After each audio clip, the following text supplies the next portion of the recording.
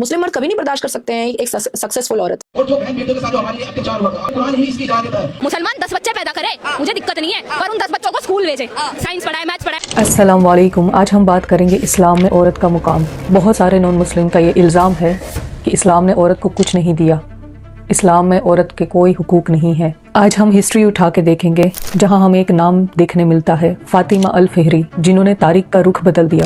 ذرا سوچئے 9th century کا دور جب دنیا کے بہت سے حصوں میں عورت کو زندہ جلا دیا جاتا تھا تو کہیں عورت پر جھوٹے الزام لگا کر انہیں وچ کہہ کر مار دیا جاتا تھا. یہ وہ دور تھا جہاں دنیا کے کئی حصوں میں عورت کو بس ایک معمولی سی چیز سمجھ کر بیچ دیا جاتا تھا تو کہیں اسے تعلیم سے روکا جاتا تھا، اس کی آواز دبا دی جاتی تھی.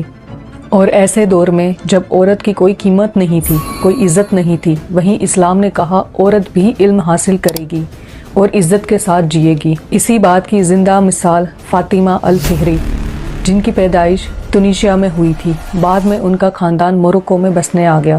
ان کے والد ایک کامیاب تاجر تھے، اپنی بیٹیوں کو دین اور علم سے جوڑ کر رکھتے تھے. فاطمہ نے قرآن، حدیث، اسلامک تعلیم بڑے اسکالر سے حاصل کی تھی. اس وقت کوئی ماڈرن ڈگری سسٹم نہیں تھا، لیکن علم دل اور دماغ میں اتارا جاتا تھا. فاطمہ نے علم کو اپنی زندگی بنا لیا. پھر ایک وقت ایسا آیا جب ان کے والد اور بھائی کا انتقال ہوا. فاطمہ کو بہت بڑی وراثت ملی. سوچئے اس وقت کی ایسی عورت جس کے پاس اتنی ساری دولت ہو، چاہے تو شیش محل بنا لے، عیش و آرام کی زندگی بتا لے، لیکن فاطمہ نے سوچا یہ دولت میری نہیں، اللہ کی امانت ہے اور اس کا استعمال علم کے راستے میں ہوگا.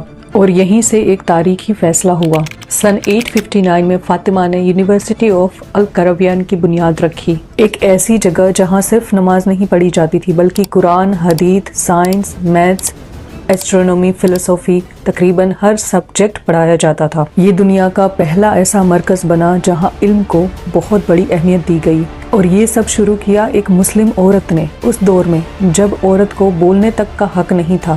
تاریخ بتاتی ہے اس دوران فاطمہ روزے رکھا کرتی تھی اور اللہ سے دعا کیا کرتی تھی کہ یا اللہ اس کام کو قبول فرما لے، اس علم کو امت کے لیے رحمت بنا دے. اور اللہ نے ان کی دعا قبول کر لی. آج 1100 سال سے زیادہ وقت گزر چکا ہے لیکن آج بھی وہ مرکز زندہ ہے.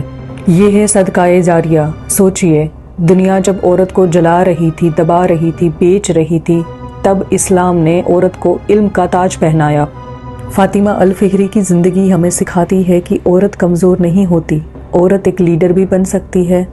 عورت کو اگر موقع ملے عورت تاریخ بھی بنا سکتی ہے. اگر ہم بھی اپنا وقت کسی کی صلاحیت میں اللہ کی راہ میں لگا دیں تو کسی دن کسی کی زندگی میں روشنی بن سکتا ہے.